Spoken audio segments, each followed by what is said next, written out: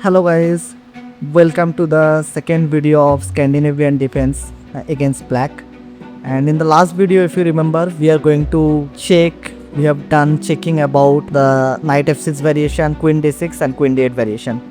Now we are going to check today the main queen f5 line. So it poses some problem for white, but if you handle it carefully, you should be fine. And we are going to see some new really practical options which is not practically I would say much better than the engine evaluation, and engine will not be give you as drastically advantage for white, but yes, definitely you have definitely some practical problems for black if you just play with your proper plans and proper strategy.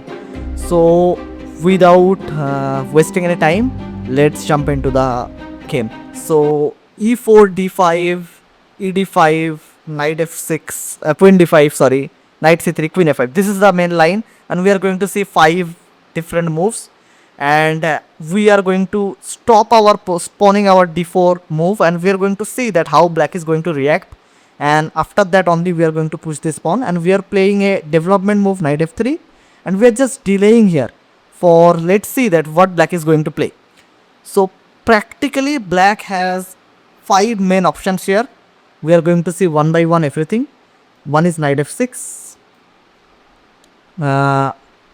another one is knight c6, another one is e5, another one is c6, another one is bishop f5. Okay, mostly everything will get transposed to the main line which you are going to see after knight f6 and bishop e2, and here all the main 5 options will be checking. One is g6, one is knight c6, one is c6, one is bishop f5, one is bishop g4. We'll be checking in details in one by one all the moves, but let's just take a quick look after knight f3. If instead of knight f6, if black has played some knight c6, what will happen? Knight c6, this knight is really little bit misplaced, and now we can make a strong pin with bishop d5. Making this pin, bishop d7, short castle, and now suddenly that we can say that d4 is coming, and this knight and this bishop is little bit awkwardly placed because we have not played d4 yet. So long castle is a problematic game for black. We can play a3 b4 very quickly, and we can create problem in black's queen side. Apart from the d3 bishop e3 is also very usual development move because white has not committed to d4, so there will be no chance even after long castle the d4 pawn will not be any under kind of attack. Let's talk about e5 here.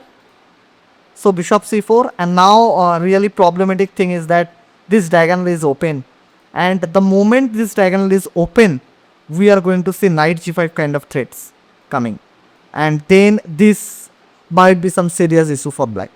So e5 is not a good option. c6, and we would like to see a transposition of c6 after knight f6. Probably this is the only move, and we can see via this bishop e2 and c6 move order. So we'll be checking it later on. Bishop f5 also we will see some transposition after. We'll be checking that very thematic idea of b4 which leads to a pawn sacrifice, but white will gain the pawn immediately and gain some quick activity, which is a very practical option, not going to a theoretical memorizing opening, but we are going for a very much practical option. And queen b6 rook b1, it is also going to get transposed, where we'll be checking in detail. So without wasting any time, let's see after knight f6 bishop e2, and now this chapter we are going to see bishop f5. So bishop g4 also will be checking in the next move order. Bishop f5 b4, immediately white takes advantage of the queen's position on a5, and because we have to remember one thing, whenever the black will leave this pawn, then this b4 option is much more practical, because rook b1 you can immediately regain the pawn on b7. So that's very important. So queen into b4, if you play queen b6, then rook b1, e6, short castle, and we'll be checking some similar play when we'll be checking the bishop g4 idea on this move order, bishop g4. So let's check that what will happen if black accept the pawn sacrifice. So rook b1, white immediately regains the pawn on b7. Sorry, regains the pawn in b7, queen to d6, rook into b7, and this structure got damaged little bit, but yes, let's see. And c6, queen c6 is a blunder because of bishop b7. And if you play here bishop to c8, try to chase this, then knight b5 and simply loses material. So bishop d7 c6, we are trying to create option for the queen, as well as we are vacating, stopping this knight b5 idea. So bishop c8 we can go. And now one sample line we can see that after simply castle, knight to d7, d4, and now white is covering this e5 and c5 square, and after that e6, knight e5. The main plan is I am ready to go with bishop f4. If knight e5, we are not going to take, but we are going to play bishop f4. Still, we are bringing all of the pieces into the attack, which is our main theme. Bishop e7, and now if black will play knight f3, so black is practically lost after king d8 and queen e2, with a decisive threat of queen b5, queen a5. So it's completely lost. It leads to a mate. So you can definitely analyze here. I can give it to you. Bishop e7, and now d into e5, double attack, but yes, it will not sustain. Queen into d1, and then rook e7, the nice intermediate move, immediately giving a check. King e7, ef6, king f6, and bishop d1. So white is having two pieces, knight and this bishop and this knight. Black is having a pawn and the rook, and definitely white is going to dominate this position. As white is having some clear plans, all the dark squares are weakened. I would say these dark squares are extremely weak. Later on, white can play rook e1. Okay, my main plan should be to bring this knight to c5 somehow. Then I might play c4, bishop b3 plan, c5. So lots of, and then bishop to d6. So white is having lots of ideas available with the rook to e1. White has to keep one thing in mind. We should not give some open files to black, so that the black rook will not get activated. Black rook will try to activate from those files. So we'll try to close this file in such a way, okay, so that black will not get that activity. So that's very important. Otherwise, white will be dominating this endgame because of two pieces. Now we'll be checking the line which is arising after this bishop to g4. Okay, so let's go and check. Playing from desktop in GF8. Bishop. Okay, so we'll be playing h3, immediately chasing this bishop h5, and now again b4. That thematic push. We are going to see whenever the bishop leaves this square, the b7 pawn is unprotected. Remember this critical idea. b4, we are expanding on the queen side, as well as we are bringing the rook to b1 to regain this pawn on b7. So you can definitely keep that in mind. It's a thumb rule. Whenever the bishop is going to leave that c8 square and the b7 pawn will be unprotected, we do have the b4 idea to consider. Always and every time. This time queen into b4, rook b1, and we have already seen that this is a bad thing for black, and but the bishop on g5, I do think it is misplaced. Here there is no option to go back to c8 as well. So there is a difference with the last variation which you have seen, that when the bishop was on f5, still it can go back to b7, but here that option is not available. So definitely white is having again similar kind of ideas, and this bishop on h5 is not that much preferable square for the black. So we will be checking that what black will do without taking. Queen to b6, short castle, and white can do first short castle and then also this b4 also, that is completely fine. Rook b1. So you can first play rook b1 and then short castle, or short castle rook b1, doesn't matter anything. e6, c6, and then rook to b1, then e6, and now b5. And the main idea, we are opening up the b file. We are ready to launch attack on the queen side. Black will not have safe haven on the queen side, and queen c7, and finally the d4 move came. Now this expands the center and also secure on the queen side, that taking away some important key square so that the bishop won't get developed. Knight is ready for a jump on e5. Then bishop to d6, b into c6, b into c6. Okay, knight c6 is not great because of knight b5. So we'll be taking a bishop without any compensation for black, and then definitely we have some expansion. So as even without expansion, we can simply, I believe, we can gain the pawn on d7. And white rook is very active, and with a pawn up, simply clearly a pawn up. So bc6, knight d5, bringing the knight on the center.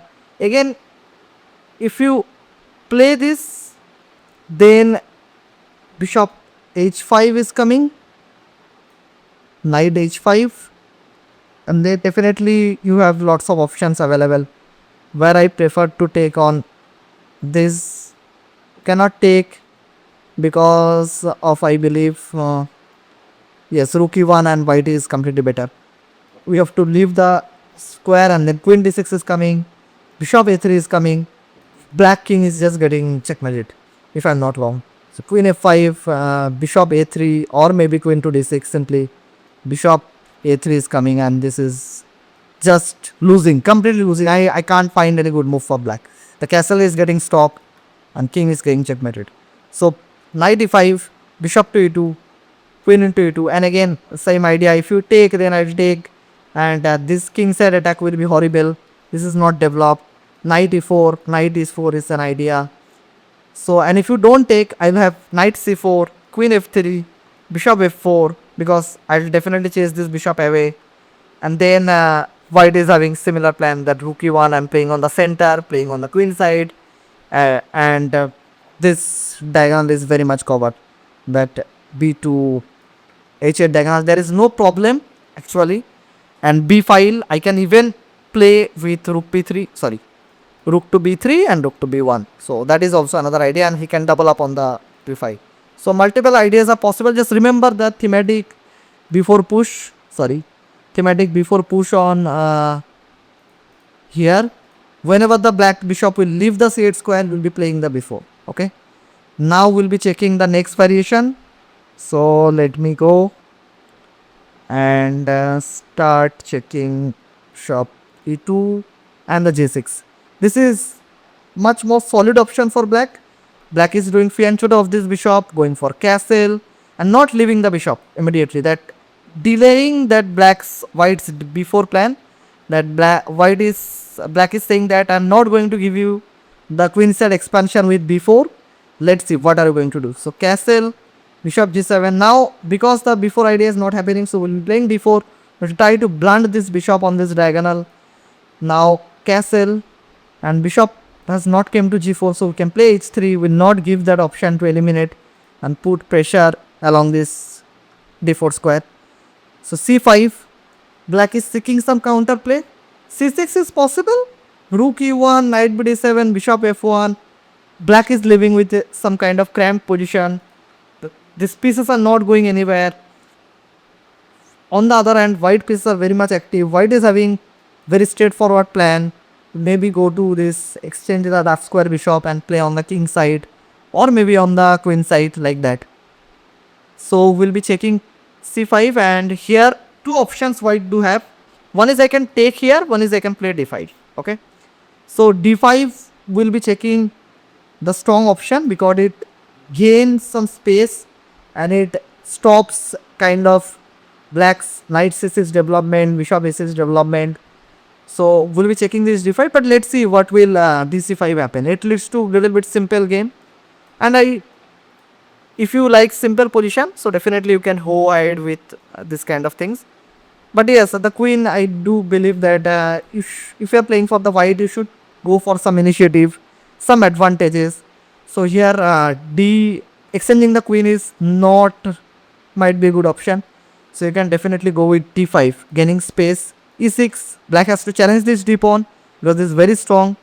Now white is playing bishop to d6 immediately, pushing the d5 pawn to d6, gaining more space, and saying that okay, my d6 pawn is very strong. If it is getting protected, you might say that d6 pawn is a little bit overextended, but black really doesn't have good options to attack the d6 pawn. So bishop d7. If you play knight c6, I'm playing a4, and then knight b5, and very good counterplay when bishop b5 is there. So multiple options are available. So bishop to g5, bishop to d7, bishop to g5, bishop c6, knight e5, and again I'm securing that square. Knight b d7, knight c4. Again this square is very much protected. Queen is under attack. Queen a6, and now I have to stop this b4 plan, b5 plan with a4. Bishop to d5, knight to b5, and again my all plan is going to protect the d6 pawn. If you take, I will be taking. This is a fantastic position for white. Knight c7 is there. White is having double bishop advantage. Definitely we can look for some rook e1, bishop f1 ideas even. I'll try to secure my knight on b5. Queen d2, rook d1 is also another some kind of ways to play. But black will not have safe game. Black will have a cramped position, and where white is gaining much more active play for this d6 pawn. And after queen c6, if it plays knight b5, queen c6, knight a3, and trying to attack this d5 bishop as well as co-tilting this. Later on I am going to play bishop f3 after snatching this bishop. c4 might be an option later on. Queen d2, exchanging this piece. So this long diagonal will also be a good play for black white. So definitely white is having much more pleasant position, much wonderful game. Right. I'm not saying that white is better, white is clearly winning, but white's spell is much more simpler. White's game is much more easier to play. That's what you all wanted to do. Now last three options are left. We'll be checking one by one. Here one is that knight c6 and another one is c6. Let's go. So knight f6 and bishop a2, and now knight c6. Let's see what will happen. d4. So now we are gaining space because d5 is definitely a genuine threat here, and c6 is not possible, so definitely d5 is an option. Bishop to g4, making the pin. h3, bishop h5, and a3. Recreating the b4 idea, because now directly obviously b4 is not possible because of the knight b4 option. So a3, and trying to do the going for the main idea with b4 and gaining space on the queen side. So long castle and bishop e3. I have to protect this pawn. Knight to d5, knight to short castle, knight c3, bc3. Okay, we are giving up this pawn. Now if you take, or if black takes on e3, so it only strengthens white center, and which is not that much good for black. That white is strengthening the center, and now it's ready to expand on the queen side very fast. Queen c3. Better to play, I believe it's e5 still, trying to attack this pawn on d4, where rook b1 with the idea of rook b3 or rook b5 or rook b3. Then knight d2, knight c4. White has to take some attack on the queen side. But as queen c3 happened, rook b1, we don't care about the pawn, we are caring about this queen side attack. e5, rook b3, queen a5, and c3. White is also having the idea to double up on the b5, maybe this, or maybe queen d2 would be work. So numerous ideas are there. We are not afraid to give up another pawn again, because in this kind of situation this pawn really doesn't matter. What matters is, are you going to attack on the queen side very fast or not? If you're not attacking on the queen side very fast, then it might be a problematic thing for you. So that's the point here. And from here definitely it's a double edged position, I would say. White is having definitely a competition for the missing pawn, but yes, for the initiative on the queen side. So black is little bit underdeveloped. Black, I don't know that what is the best square for this bishop on f8, because of d6 is not a good place. e7, maybe e7 to be f6, try to put pressure here. But yes, white is definitely having much more easier game, and that's what we all wanted. So now the last thing left, which is the c6 part after bishop into c6, which we'll be checking right now. Let's see. Bishop a2 and then c6. Okay. So the standard move, and now which allows the before meet with queen d8 idea. So queen can go back to home, and they are posturing about our before move, but we'll be not playing before unless the bishop leaves this move. Okay, so castle, bishop to g4. You can play h3 to stop bishop g4 idea, but castle, bishop g4, d4. Now again b4 will made by 28. Okay, so we have to keep that in mind. We are not going to give that option for black. So d4, h3, attacking this bishop, bishop h5, and now knight to e5, exchanging this bishop e2, queen e2, which is very standard, and leaving, keeping the d1 square for the rook. Now bishop to e7, bishop to g5. White develops very freely, and white game is very natural here. Short castle, and later on white do have the possibility to take here and play knight e4, like this kind of idea, c3. So rook d1, and now white has a strong position in the center which cannot be easily challenged. Okay, d4 pawn is well protected. White's plan is based on later on f4, f5, and then rook d3, rook g3, rook lifts through the third rank, swinging the rook from the center to the king side and trying to launch an attack on the king side. That is White's long-term plan, and black has to really take care of it, that how black is going to react against it, because black is little bit underdeveloped, black is having little bit less space, white is having much more and better space. White's game is more easier, much more practical. Easily you can take here anytime, play knight d4, rook d3, rook g3, f5, f4, break on the king side. Queen can also go to some good square after queen h5, maybe after taking here, queen can go to h5 as well. So white is having very clear cut plan. Even later on I can play a3, b4, b5. So queen side expansion is also there. So that's the overall plan. So we have to keep that in mind, like a thumb rule. I just summarize it. After knight f6, bishop a2. If black bishop leaves this position with bishop f5, bishop g4, we'll definitely try to hit with b4 idea, where the b7 pawn is unprotected. If black is not playing this bishop f5, bishop g4 move, try to go with another option, then we'll be going for some short castle d4 ideas, and playing with knight e5, bishop e4 ideas. So very simple and straightforward piece exchange, playing on the center side. So this is all about this queen a5 variation line, which is the main option for black if black is playing the Scandinavian defense. I hope you like this video. If you gain something, if I have missed something, definitely comment it down.